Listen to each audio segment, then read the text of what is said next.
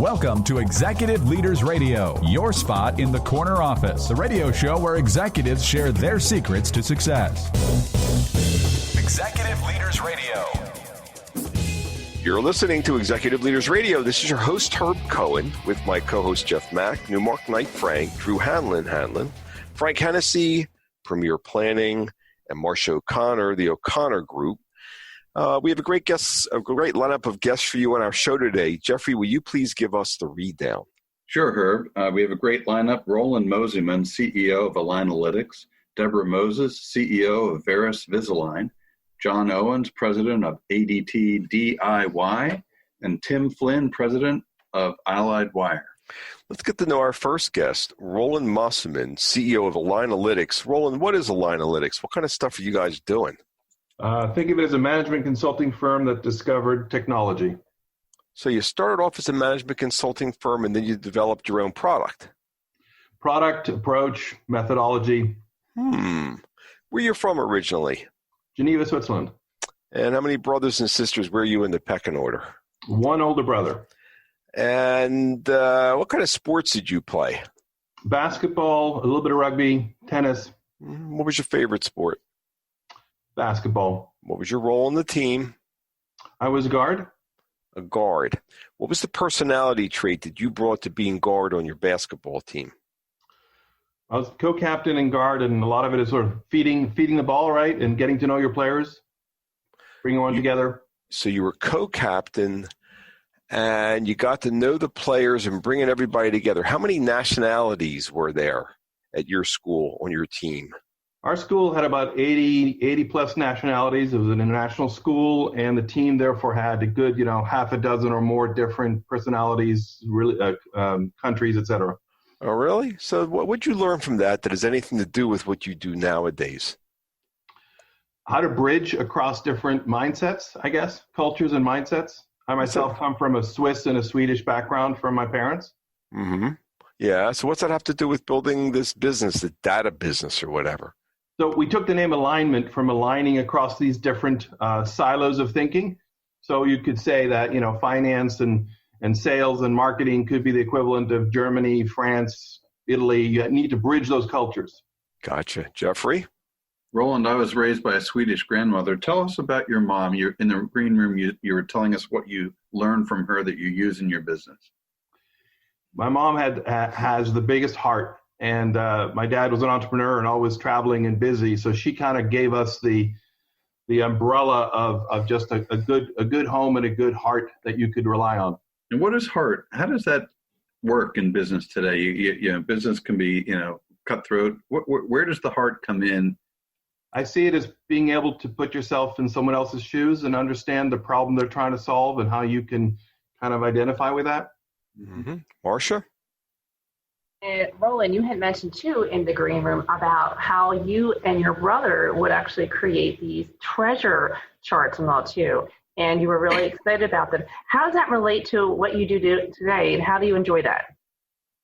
Yeah, so we used to take sort of rainy Saturdays and spend the entire day, half each, laying out a very complicated treasure hunt. And in the end, it was both the conceiving of the clues and the problems and solving those problems and the discovery of that. And that's how I see my business. Data and analytics is about solving problems and finding clues. Mm-hmm. Drew? Roland, I'm just curious what your classmates at this international school would tell us about you. Someone who fit in across a lot of different sort of backgrounds and characteristics, could relate to a lot of different people. And how did being able to relate to a lot of people, how does that impact you today in what you do? I think as a consultant, that's a sort of trade number one.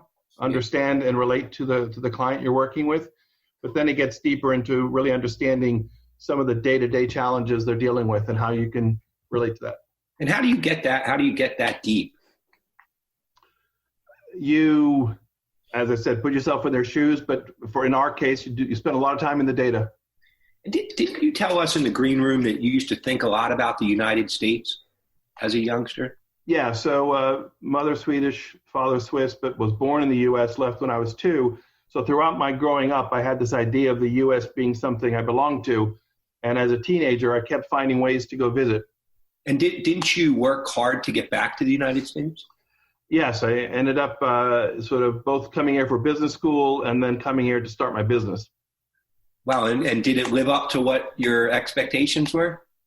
Yes, definitely. I think, what I did here, I would not have been able to do as easily in Switzerland or in Europe. Frank?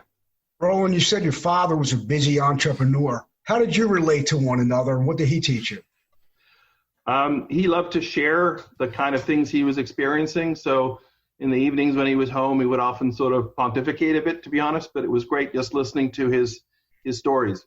What did he teach you about making decisions, about solving problems? So his background was in executive search, and a lot of that is interviewing. And I see a lot of what I do is sort of asking the right questions, peeling the onion. Mm-hmm. Jeffrey? You've written a few books, Roland. Why do you write, and how do you give back to people that are learning about getting into business today? So first of all, writing is not something I enjoy to do. It's a pain, but sharing kind of what you've learned and trying to put it in a way that someone else can relate to and use is what that was about. Definitely framing things. Somebody starting a business today, either switching from a big company to starting their own business, what advice would you give them? You've got to be passionate about it. You got to really believe in what you're doing, and then others will believe in what you do. Roland, if writing is painful, why'd you do it? It's also rewarding. You got to what is rewarding? Knowing that you can create something and sort of take it from your head into the tangible. How young were you when you started doing that? I've always been a writer since the youngest age, storyteller, writer. Was that part of the treasure map stuff? Sure. Whose idea was the treasure map? Was that you or your brother? Probably my brother. Mm-hmm. Way to keep me calm, I think. Uh-huh. So you're good at listening, and you're actually good at following other people's leads, aren't you? Isn't that what the consulting business is? And then you develop the product from the consulting business. So you're really good at listening and following somebody's lead and then developing in your own way, aren't you? Yes, and I think I've taken a lot of my creativity into that. How do you find new things, new ways of doing something? So you like using others as a starting point, like your brother with the treasure map, you in the reading, and then all of a sudden this consulting business led you into the product.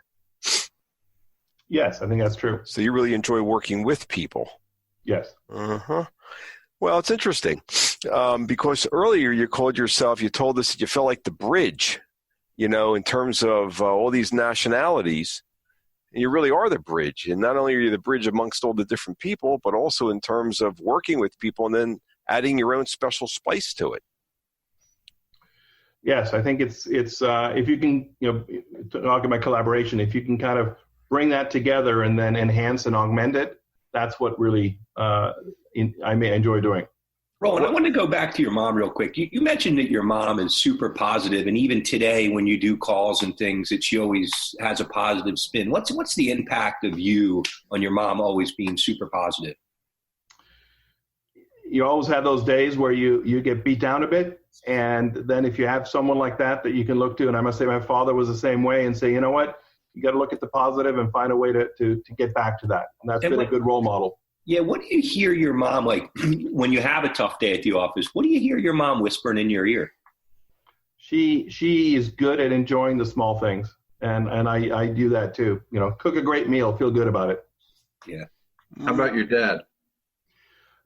He was very much a positive thinker, make it so. He was more driving the positive towards an outcome, where she was more recognizing the positive in the now.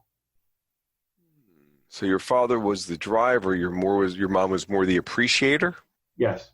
Mm-hmm. And that combination is really who you are, isn't it? Good plan. Yeah, it is. What is? It's the combination of having, ambition, drive, passion, but then also being able to take a step back and just enjoy the moment. Mm-hmm. Well, what's the website address of your organization?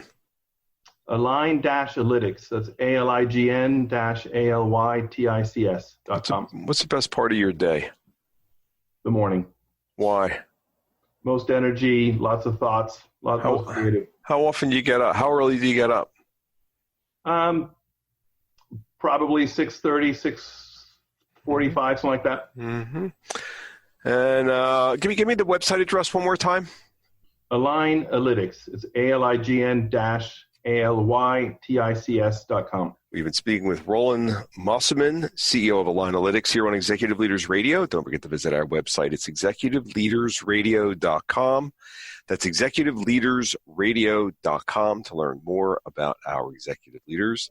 Please stick around. We'll be back in a moment, right after this quick break. And what's your name and what organization are you with? Jeff Mack. I'm a commercial real estate broker with Newmark Knight Frank. And what's happening with commercial real estate now regarding this virus stuff? It's an interesting topic. I've learned a lot over the past 3 months. We're starting with tenants introducing the question with their landlord. What's going on with lobbies, elevators, lavatories, and procedures getting people into buildings today? Wow. So there's a lot of factors bringing the workforce back to work, especially in some of the high-rise buildings. High-rises are a challenge. The most important thing is we're doing work-from-home surveys to poll employees about how they feel about going back to work. We're also examining floor plans, identifying risk areas, capacity, how much space will people take. There's a lot of factors. How many people will be coming back to work at all during these? What's the website address? It's ngkf.com COVID-19. And we've been speaking with Jeff Mack, Newmark Knight, Business Spotlight.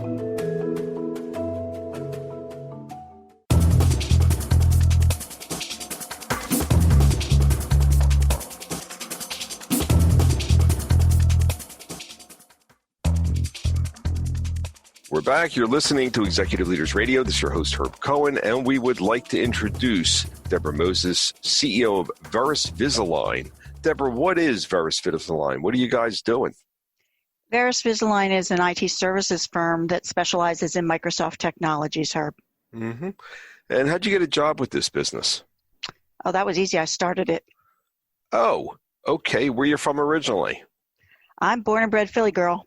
Uh-huh. What part of Philadelphia? Mount Airy. Aren't those row houses? They are. We were in a twin. Oh, yeah, but that's not the fancy-dancy part of Philadelphia, No. is it? Uh-huh. How many brothers and sisters do you have? One of each older. Uh-huh. So you're the youngest of three. And you mentioned when we were speaking in the green room that something happened about the age of 8. What happened? A pretty big thing. My mom passed away. Uh-huh. What happened to the dynamic in the family? How did it affect you? What'd you do? Give me some stuff about that. It was pretty interesting. My brother was away. He was in the service. My sister was 15, so she kind of didn't want anything to do with me. I was a lot younger, and I learned to fend for myself pretty quickly, even to the tune of, making dinner for everybody on Thanksgiving Day when I was 10 years old. Did somebody tell you to do that? I guess. I don't remember, to be honest. Maybe I volunteered for it. Uh-huh. Why do you think you might have volunteered for that? It was something to accomplish. It was. I was always looking for challenges my whole life. Responsibility? Not necessarily responsibility, more challenges, I think. Mm-hmm. You started this business? I did. Oh, is this just another challenge for you? Probably. What do you mean? I was not liking where I was. I was in an old boys network. I had been at a consulting company prior to that I really loved and had a great culture, and I wanted to recreate that, do it on my own. What kind of culture are you talking about? Collaborative, team building, integrity-based, making sure that we were doing the right things for the right people for the right reasons. Mm-hmm. Do you remember serving that Thanksgiving dinner when you were 10 years old? I do. How'd you feel about that? I was pretty proud of accomplishing it. I'm not sure how great it was, but I was pretty proud of it. So you're proud of accomplishing and serving people. You didn't feel rotten that you had to do it. No. Just wanted to make sure I understood. Drew? Yeah, Deborah, I just want to talk about your father. So what was your relationship like with him? My dad was my best friend. For years, he and I just did everything together because the older two were doing their own thing. What do you remember most about your dad as a youngster? That he was always there. He was there whenever I needed him. And honestly, he took me with him to do a lot of things. Didn't you tell us he could do anything? Yes. My dad pretty much believed he could do whatever he set his mind to, and that's kind of what I grew up believing as well. What I was going to say, what was the impact of watching your dad really be able to accomplish whatever he set his mind to? I'm a pretty self-confident person, and I guess you'd say I'm a pretty big risk taker as well. Do you realize that your dad back then was building your confidence? Not at the time, I didn't. As I've looked back on it, yeah, absolutely. And has that building of your confidence empowered you as a leader today, do you think? Absolutely. 100%. Jeffrey? Deborah, a lot of things have to come together in a business, well-run business, especially in technology and IT. I was interested in your comment in the green room about your grandmother. With your mom not there, what did you learn from your grandmother that you use in your business? You're referring to the cooking comment, I believe, with the timing. I learned more about cooking from her. I really love to cook. And one of the biggest things when you're cooking is timing and making sure things come together at the right time. And that's project management 101, making sure things happen at the right time, for the right moment, for the right reasons. So intuitively, when you're running a project and you're doing this for clients, what do you hear your grandmother telling you? Begin with the end in mind. They weren't her words. She said, figure out where you want to end up. But the Covey principle, begin with the end in mind, is one of my favorite principles. Marcia? Deb, in regards to like your very first job, you mentioned in the green room, very particular job that you had when you were 14. Could you let us know more about that? I was running the snack bar at a bowling alley, and it was just something to do on the weekends. My dad actually was a bowler. He was on TV as a professional, semi-professional bowler. So I was at the bowling alley a lot. Wait. Did you told us you were running the snack bar. Were you working at the snack bar or were you running the snack bar? Both. You were 14 years old. What are you talking about? They said you can have the job in the snack bar, and I ended up, in a very short time running it. Everything from opening it to closing it to counting the money to making sure that the supplies were in the back room. Okay, so we hear that at Thanksgiving dinner when you were 10 years old, you went in and you handled that. Then you're 14 years old and you're running the snack bar as opposed to working there. So your nature is to sort of plan and organize. Were there any other folks working at the snack bar? I believe so, but honestly, it was a long time ago. So your nature is to organize everybody and organize your own stuff and your time. Just wanted to make sure I understood. Frank? So you lost your mom at 8. It sounds like your first project management job was yourself. Did you manage yourself? I guess you're right, Frank. I probably did. I mean, who else guided you? My dad was there for quite a long time until my adulthood. My aunt, my grandmother, they were my biggest influences, honestly. Your aunt, what influence did she have on you? She was always around. She was my father's youngest sister. Her husband, was a minister. So, we were influenced by that as well, making sure that we were growing up in the church and that we had a good background there as well for foundation for faith and integrity and honesty. Is that where the importance, I see trusted advisors and truth all over your business plan. Is that where that comes from? Absolutely. That's where Veris came from. It was a takeoff on Veritas. There was already a company that was called that, so I couldn't use that. How do you stay on that guide path today? It's become ingrained, so I don't really have a choice. When I'm faced with decisions that are questionable, I always take the high road. It's just who I am at this point, and I encourage all of my employees to do the same. Why? Because it's the right thing to do. If you treat people well, if you treat people with integrity, with respect, with what they deserve. A long time ago, we learned in the company that I told you about, the company that I was with. Hold on for a second. Hold on for a minute here. You have every reason and right to take a shortcut, don't you? I mean, Mom passed at the age of 8. No, not ever. What? What are you talking about? You can't take shortcuts in this life. You have to do the right thing. If I'm going to be able to sleep at night, if I'm going to be able to look in the mirror, I have to do the right thing. Does what goes around come around? Usually. What do you mean? I think that when you it's not all about working hard. It's about working well. You have to have a plan. You have to know where you're going, but you also have to be able to pivot on a dime. Look what just happened to us. Mm-hmm. You have to be ready. Mm-hmm. So these relationships that you established, did they tend to be long-term with both the team that you've got as well as your clients?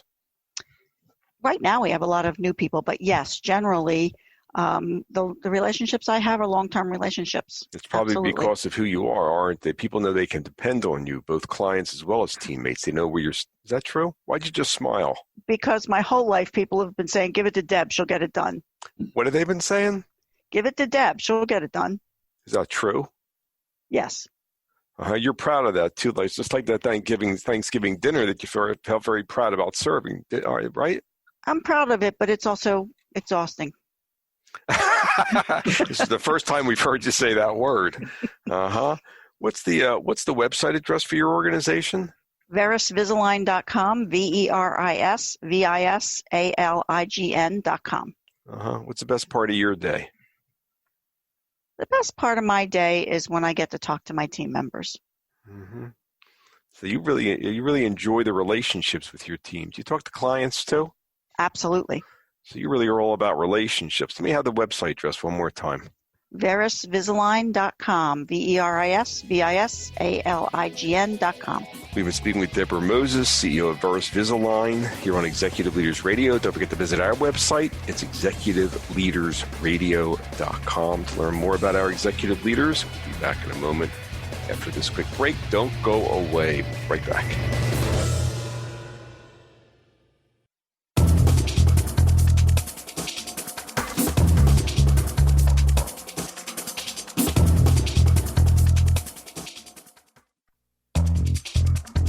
We're back. You're listening to Executive Leaders Radio. This is your host, Herb Cohen.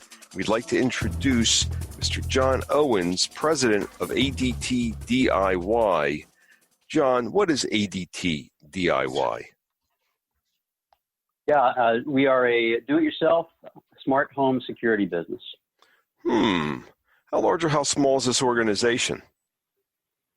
So ADT, people are probably familiar with ADT. It's actually the biggest home security business in the country, about 20,000 people. Our division, our business unit is about 250 people. How'd you get a job with this company? I was recruited. You were recruited. Okay. And where are you from originally? Grew up in Cherry Hill, New Jersey. Which is a suburb of Philadelphia. And how many brothers and sisters, and where were you in the pecking order? Mm-hmm. I have two sisters, one 5 years older, one 4 years younger. Mm-hmm.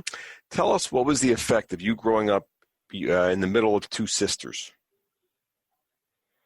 Yeah, well, I didn't get any hand-me-downs. That was thing one. But both sisters, fantastic people, overachievers.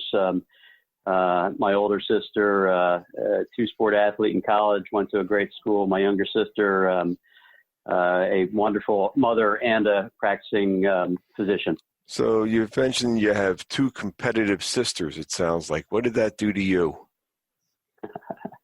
It made me more competitive. Yeah, I figured that.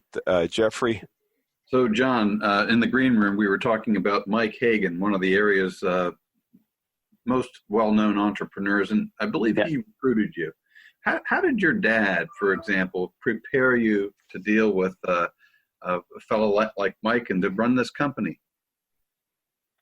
Yeah, so I'll give you perspective on Mike first. I call him Midas. He's been super successful, and the reason why he's been successful is, one, he cares greatly about people. Two, he manages detail. We have a sign in our office that says, "In God we trust, all others bring data." So, be prepared, know your numbers cold. And so Dad was a doc.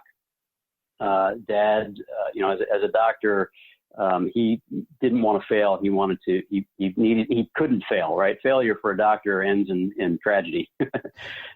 So, Dad prepped me in that regard, to always be prepared, know your numbers, and challenge me to always do better. Mm-hmm. Drew? How about Mom? What was Mom like? Mm-hmm. Mom is a rock star. She is one of the most compassionate people you'll ever meet. Incredibly caring, incredibly giving, incredibly humble. How did she How did she demonstrate that?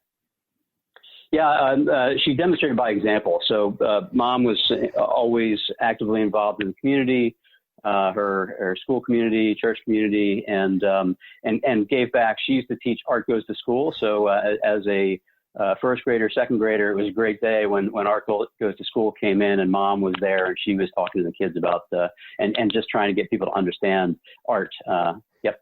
Why was that a great day? Like, what did that mean to you to see your mom up in front of the class, working with your friends?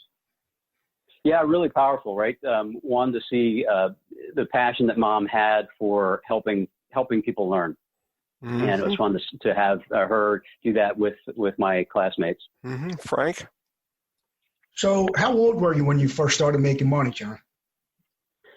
I think it was probably 11 years old, 11 or 12, Frank. What did you do? Mm-hmm. I had a paper route. How were you different than any other paper boy? Yeah, so I was a skinny kid growing up, and the Sunday paper, if you still get it, very rarely do we now, but when you did, those suckers were heavy. So I'd load the bag up with the Sunday papers, and as a skinny kid, the bag probably weighed more than I did. So I had to be really efficient, and I had to plan my routes, know where I was going to drop and how quickly. I literally thought about the quickest, shortest route so I could unload the papers and get home. So you really thought this out. Your professional career, you're always about improvement and making things better. Do you do that on a personal level? Always feel like you need to get better and improve? Constantly. That's look. If you're not growing and not thinking and not challenging yourself, you're going to get stale really quickly. How do you challenge yourself? I challenge myself every day. I think about what I can do better. I actually get feedback. I ask for feedback. You can self-analyze, but sometimes that can steer you wrong. So the best way to grow is to actually ask and get feedback, and getting 360 feedback, right, from whether it's a mentor or a boss or your peers or the folks who are working for you. You've got to constantly ask so that you can identify what's working and also what's not. Where'd you get that characteristic from, Mom or Dad? Boy, both her, but I think a combination of both. Mom is incredibly inquisitive, constantly learning, constantly challenging, and Dad is he's a grinder, and that piece is one of the most competitive people you ever meet, and so I want to improve because when you improve, you're going to win. Marcia? In the green room, you had mentioned about that your mom had called you Mute Man. And could you explain why that was so significant and how you use it in your daily life with your work? Yeah, so not only was I a skinny kid, I was also a quiet guy. I was also a quiet kid. And that's how I got the name. Mom said I didn't say a word until I was 10. But what I've learned through business is, and what I've learned a lot about myself, is that's a little bit of introversion. And as we've already talked about, introverts often don't in business often don't have a chance to express what they're thinking. And as a leader, I recognize when people are a little more quiet, the people who are quiet are probably paying the most attention. And so I've learned myself as a quiet person, I'm actually paying a lot of attention to what's going on around. And as a leader, I try to pull out and recognize folks who may be a little bit quiet at the table. They probably have the most going on in the brain. And if you can extract that and pull that out, you just make for a much better business. And how do you do that? How do you pull that out of those individuals? There's a lot of them out there. There are. And so thing one, you have to help the extroverts understand that the airtime that they take is intruding on the introverts. And so as you're sitting and paying attention in meetings, you really have to make sure that you go and ask, Susie or Bob, I noticed that you were quiet. Do you have thoughts? And you have to give them pause. You literally have to give them 10 seconds to formulate the thought and get it out rather than cutting off and moving on. Is the reason that you're sensitive to those that are quiet but also may have a great deal to say is because you were called Mute Man by your mom? Mm-hmm. Yeah, no, I will give credit to my mom, but it's not because she called me Mute Man. Next question. Who's got it? John, you were telling us about your 3 kids. Can you tell us their names? Yeah, my oldest Jack, my middle guy Paul, and my daughter Elena. So as president of the company, what have you learned from your kids? Wow. I learn a lot from them. One, the pride I think that they take in me, I try to demonstrate pride in my team members. Mm-hmm. I think that's probably the biggest thing, Jeff. Pride. Where'd that come from with the 3 kids? I thought you were. What are you talking about? Give me that again. Yeah, sure. I think that most kids are often proud of their parents for who they are, what they do, and I think my kids are proud of me. How do you? What makes you say that? What gives you that impression? Yeah, that's probably more of a feeling. They haven't necessarily said that explicitly. It's important to you that your kids feel pride, that they're proud of their dad. That's fascinating. Do your kids have the same sense of self-discipline that you've had? To varying degrees, Frank. They're still learning about themselves, and I think that's a thing that we as parents, Laura and I, try to focus on and help them grow as well. Learn a lot about themselves. And you're all about the individual, whether it's your kids or the folks at work. Really becoming autonomous. Really having a higher purpose. It's fascinating to me that you want your kids to be proud of you. What's the website address of this organization known as ADT DIY? Yeah, the website is blue, the color blue, by ADT.com, blueByADT.com. We've been speaking with John Owens, who's the president of ADT DIY here on Executive Leaders Radio. Don't forget to visit our website. It's executiveleadersradio.com. That's executiveleadersradio.com to learn more about our executive leaders. We'll be back in a moment, right after this break. Recognize your deserving business advisors on our nation's leading Business with Heart radio show, Executive Leaders Radio. Yes, you can recognize your deserving business advisors on our nation's leading Business with Heart radio show, executiveleadersradio.com. Simply visit executiveleadersradio.com, securely enter their info, and we'll reach out to spotlight your deserving business advisors on our nation's leading Business with Heart radio show, executiveleadersradio.com. Don't wait. This radio and online social media and search engine exposure is quite valuable. Yes, this radio and online social media and search engine exposure is quite valuable to your business advisors who deserve to be recognized. Visit executiveleadersradio.com now to nominate your deserving business advisors for free exposure.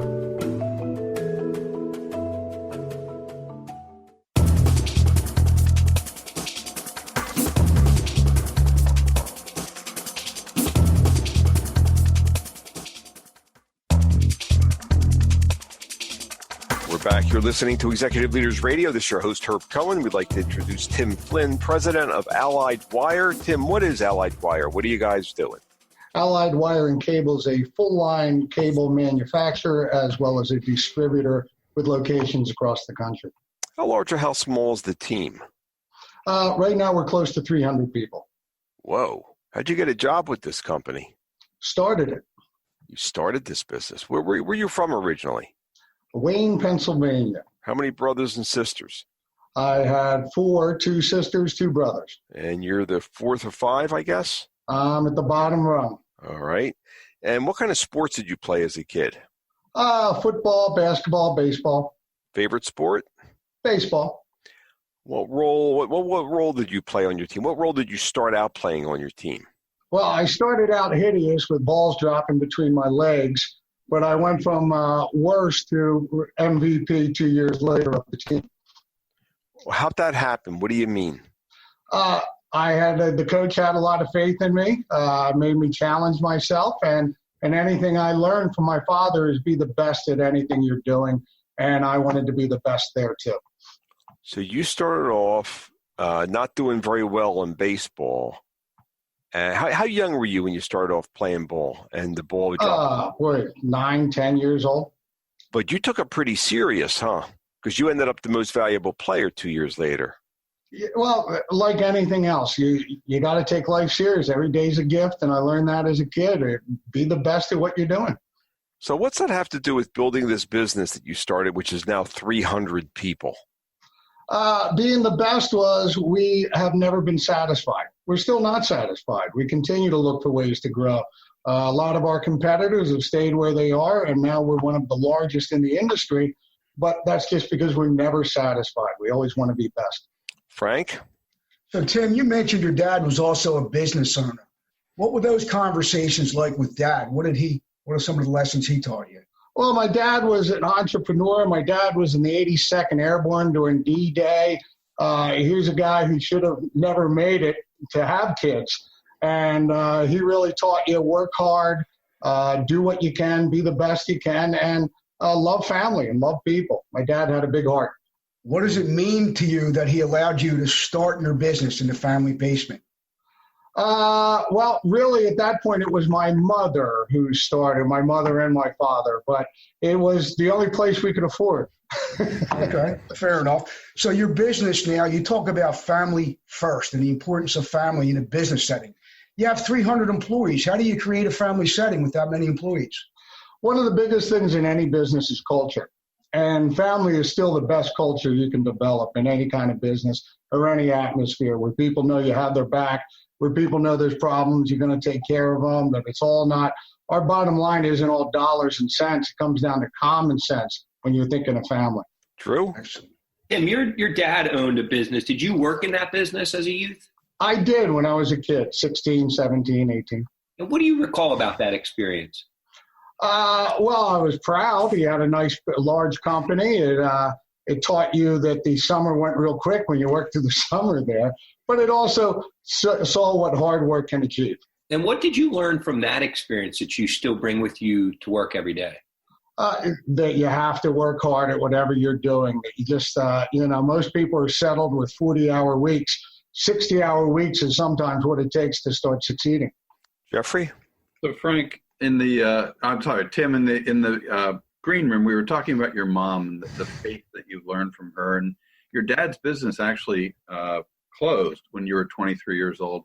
How did the faith that your mom influenced you translate into how you built this company? Well, my mother always was very religious, and she would start, no matter what or how bad things were, she'd always tell you God had a great plan for you. You were given amazing gifts. Don't disappoint them. Believe, have faith, have belief. And you need a lot of faith and belief when you can barely make payroll. Some weeks you couldn't pay yourself. You didn't know if you'd have enough to pay taxes. You needed a lot of faith in those early years. And thank God I had it. What's she whispering in your ear when you go to work and walk in the front door, Tim?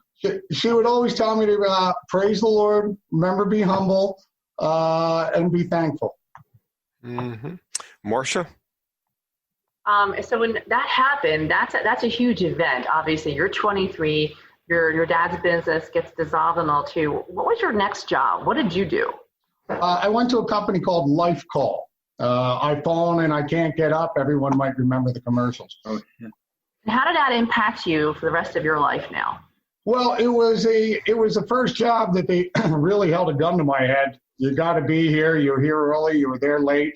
Also, most important thing is I had a firm foundation from my parents, belief, faith, hard work. But I listened to, they played something called Earl Nightingale, The Greatest Secret Ever Told, which is basically a blueprint on how to succeed. What you think about is what you become. And I've carried that throughout my life. How do you use that? How do you use that today in your current environment with your culture and your team? It is a firm belief that if you set goals, if you know where you're going, if you plan your course, a lot of people go through life like a rudderless ship. They're going to end up usually as a derelict on some beach somewhere. But if you know where you're going and you have a plan, 9 times out of 10, you're going to get there. And then just work hard at that plan. So what you think about is what you become. Correct. Right?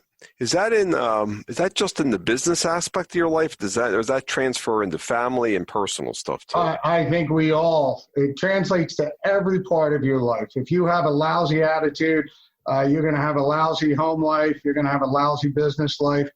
You have to be positive. You have to be upbeat, especially as a leader, because people read from you. If you're having a real tough day, they might read something into it. You always have to show that positive exuberance, no matter how bad things get.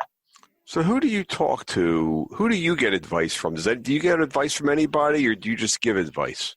I love getting advice. I always ask successful people what the difference is.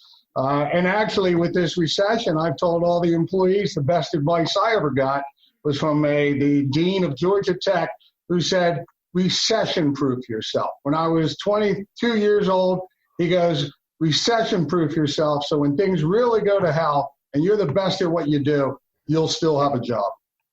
So you don't believe that you have to go through struggle. You think you can think and plan and you can anticipate and you can work your way through things. Wouldn't that be nice? I'm trying to give you credit. Yeah. When you have a goal, when you have faith, when you know what you're going to achieve, those struggles are just opportunities in disguise. What do you learn? What aren't you going to repeat? How are you going to do better in the future? Every problem has turned out to be an opportunity for me. Jeffrey? And what advice and what have you learned from Erin and Megan? My daughters have told me that my word is not law at home. They have also grounded me from time to time. It's the one place I have all women at home, my wife and 2 daughters and a female dog. So obviously it's a different scenario at home altogether. How does Annette support you being the CEO of this company? She's always been behind my back, always helped me, always been understanding if I had to travel, if I was late. She was always there to keep the family together. That's strong. So how old are your daughters? Right now they're 20 and 21. What's the similarity between being a dad and being the CEO? Well, the big difference is a CEO and a man is we like to solve problems. What I have learned from my daughters a lot is they don't want the problem solved. They want someone to listen. And listening is the big skill. Wow. That's fantastic. What is the website address of your organization known as Allied Wire? We can be found under awcwire.com. And what's the best part of your day? Waking up. What do you mean? You start the day, if you start the day with the right tone, with the right attitude, you're going to have a great day. If you start the day with a frown, your world's upside down, it's going to be a miserable day. Give me the website one more time, please. awcwire.com. We've been speaking with Tim Flynn, president of Allied Wire, here on Executive Leaders Radio. Jeffrey, could you do me a favor and give us a rundown of who we've had the opportunity of hanging out with today? Great show today, Herb. We have Roland Mosimann, CEO of AlignAlytics, Deborah Moses, CEO, VerisVisalign, John Owens, president of ADT DIY, and just now Tim Flynn, president of Allied Wire. I would like to thank my co-hosts, including Jeff Mack, Newmark Knight Frank, Drew Hanlon, Frank Hennessy, Premier Planning, and Marcia O'Connor, the O'Connor Group, for giving me a hand structuring the questions, hopefully providing our listening audience with an educational, entertaining show. Jeffrey, your website address is? ngkf.com. Drew, your website address? It's hanloncreative.com. Frank? PremierPlanning.net. And Marcia? TOCGRP.com. Don't forget to visit our website, executiveleadersradio.com, to learn more about our executive leaders. That's executiveleadersradio.com to learn more about our executive leaders. Hope you enjoyed the show today. See you next week. Have a nice day. Bye-bye.